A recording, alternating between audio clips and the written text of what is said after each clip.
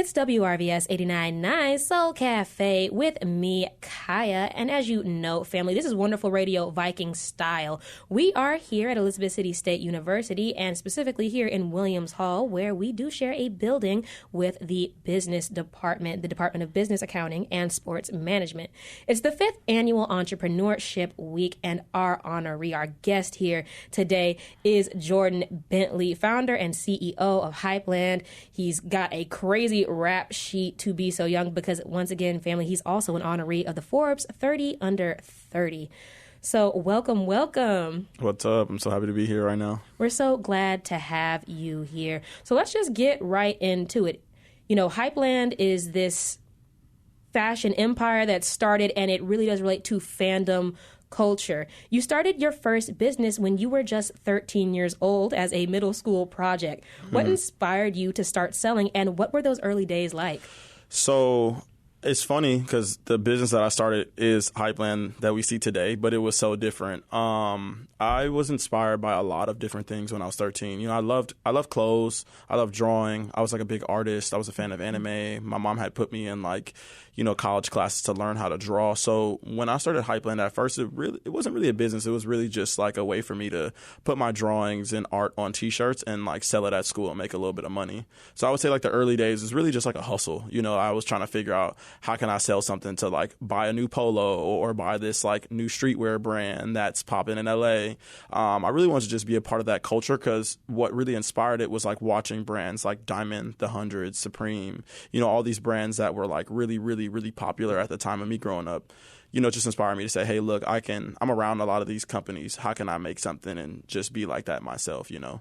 So Hypland is known for blending anime, gaming, and streetwear culture. How did you realize that fandom could become a successful brand? You know, we're in this era where it does seem like fandom is making it more mainstream. You have series like Jujutsu Kaisen and everything else that are really making it super big. Demon Slayer, movies like that are being played in movie theaters all across the country and even here in Little Elizabeth City. So how did you know that fandom could be a really good brand to focus on?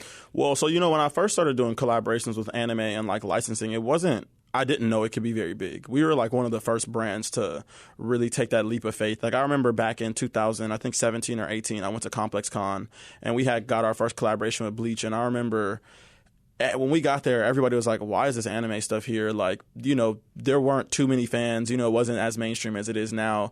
But what made us just do it in the first place was the fact that, you know, my brand was an extension of me and the things that I liked. I have been a big fan of like anime my entire life. Like I was the kid that was running in the hallway like Naruto. I had the headbands on. I was doing the Sonic run. You know, I was that kid that was getting teased for that, watching anime and like playing video games and the mangas and blah, blah, blah. But you know, for me, I didn't know that it would be a huge success. I just was a big fan and I wanted to express like my interest through my brand.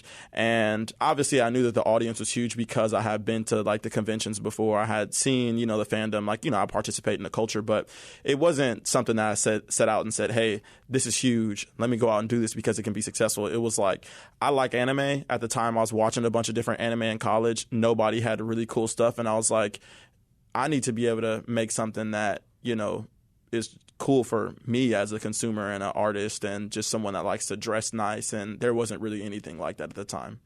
So I guess it's really about being true to yourself. You know, recently there's another Blurred who made it, you know, super big. Michael B. Jordan just won his Oscar and he's known for being a super huge black nerd. As a Blurred myself, yes, I do understand how in those early days, I remember they used to make fun of me. I was collecting manga when I was like 12. I remember getting it for my birthday, for Christmas. And there's something to be said about being true to yourself and how at the end of the day, you'll always be successful and happy when you do things like that. So you talked about your past and you've always been a fan of anime culture and, you know, the genre in general. Take us back to the beginning, you know, of the brand itself. What was the moment when Hypland started to gain that real traction? You know, there have been a ton of different moments that I feel like we've gained real traction. So before we started selling online, you know, I feel like the first moment that I realized that we gained a little traction was when I was in high school. I think we had got one, I had gotten in trouble for selling a bunch of different clothes on campus. I used to sell crew neck sweaters outside of a duffel bag. And I remember one day I had made my like first $1,000. And like, mind you, I'm 15 years old. $1,000 is a lot of money for a 15-year-old. And I'm like, mind you, like I'm carrying all these sweatshirts in a duffel bag. I'm printing them downtown, running around. And like, I think the first day that I made $1,000 in like cash, I said to myself, I was like, man, this can be like a real business. Mm-hmm. And then shortly afterwards, my high school wrote an article about me as like a sophomore. And they were like, oh, the sophomore business kills, because we were selling sweatshirts that said Hypland, hype kills. And it was like, that was like a big moment, because I was like, dang. And then it started to like pick up traction and popularity around like the local high schools. So I went to Culver City, that's in Los Angeles. But like me and my mom would like drive around and drop things off to like, you know, places like Westchester, Fairfax, just any of the cooler, or not even cooler schools, but just any of the schools in the Los Angeles area. And that's when I realized, I was like, okay, maybe I have something that can like work. But the bigger moments that have come when I realized that, okay, this is something super serious, was when we first released our collaboration with Hunter. Hunter was our second collab. And, you know, that came after Bleach. Bleach was successful for us, but it wasn't like the craziest thing. But when we dropped Hunter, we debuted it at this expo called Crunchyroll Expo, which was in San Jose back in, I think, 2000, maybe like 19.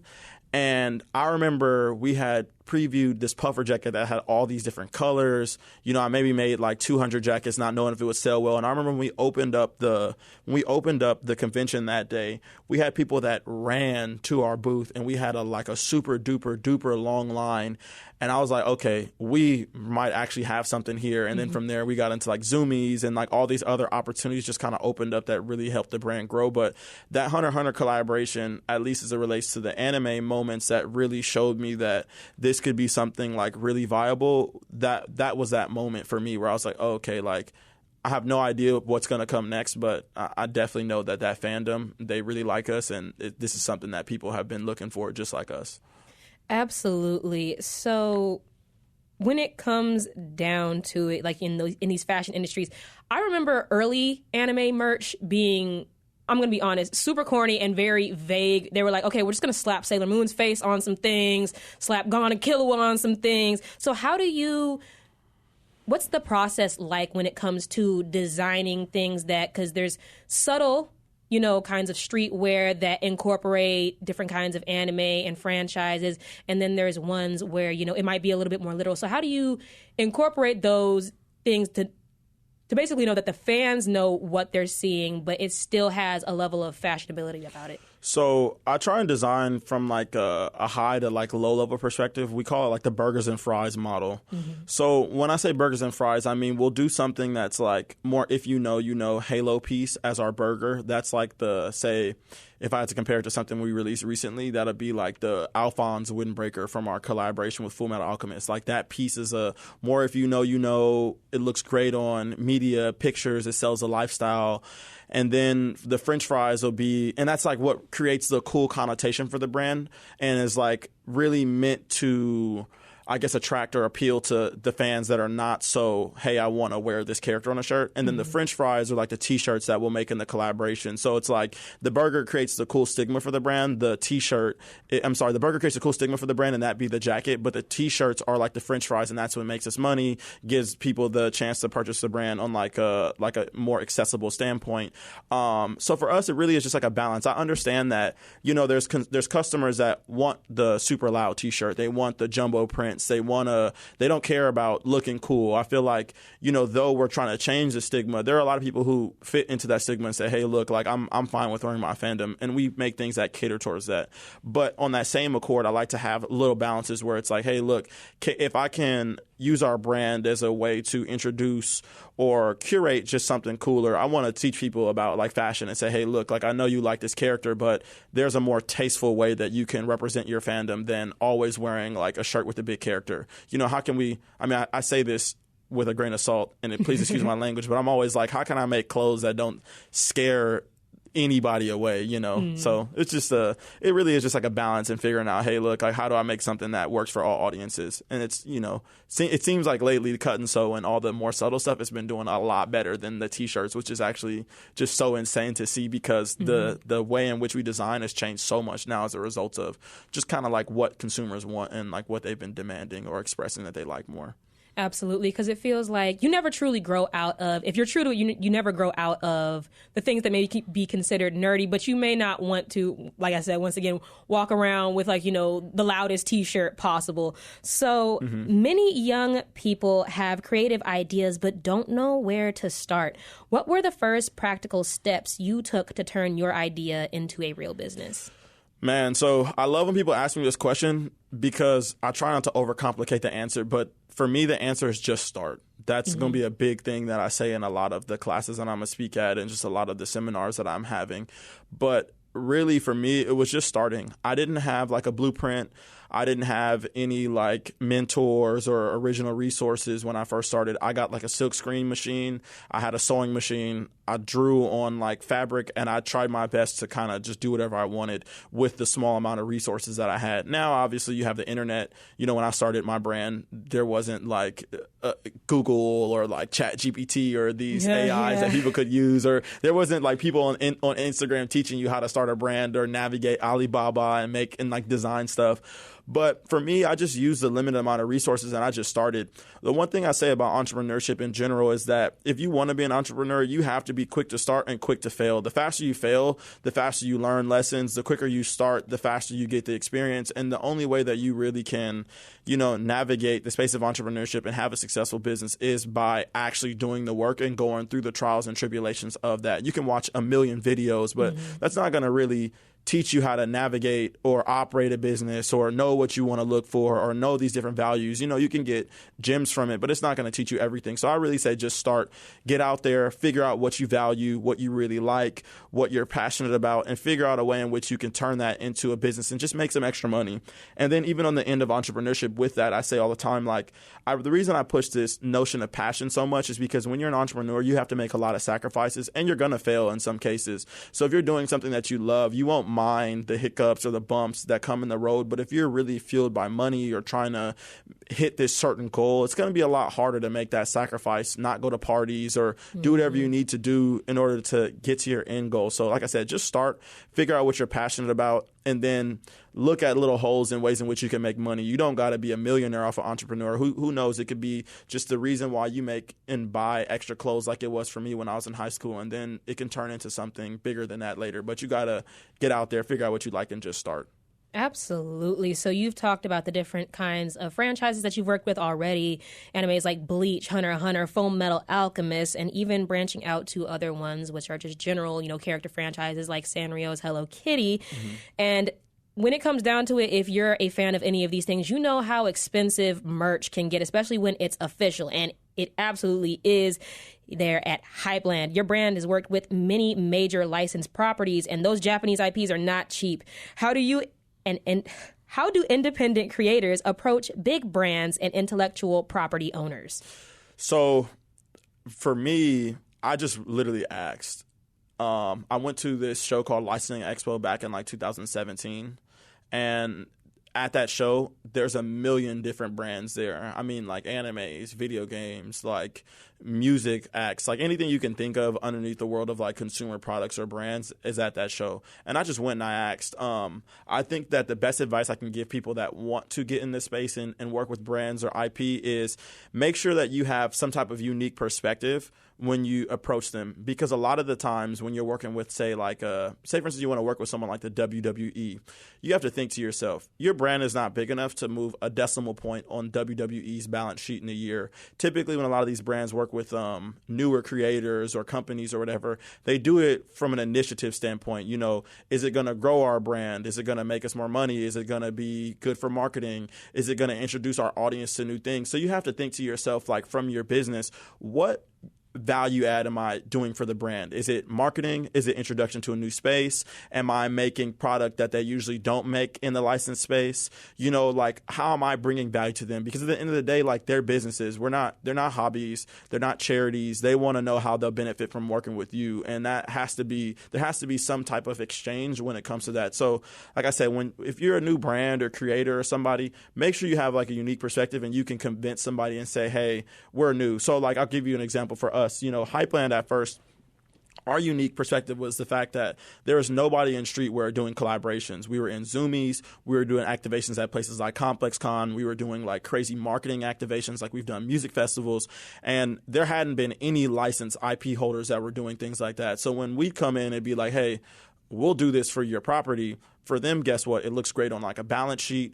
It looks great on like a deck to say, hey, look, our partners are doing these really cool things. You know, they get a boost of like marketing on top of the fact that our stuff sells well. So it actually helps their balance sheet at the end of the day. But we were really keen on introducing the brand to new spaces. They hadn't really tapped into that black dollar, that more urban consumer. And we were the gateway for that. We had a bunch of different influencer relationships. So that was our value add. Now, obviously, it's a little bit different because the brand's bigger and we have our reputation and stigma behind it. But you know, I think for anybody that wants to get new collaborations, you really have to think to yourself, how am I bringing value to the companies that I'm working with, and how can I give a unique perspective that they hadn't seen before, so that way they're willing to take a risk and work with you in the first place, you know?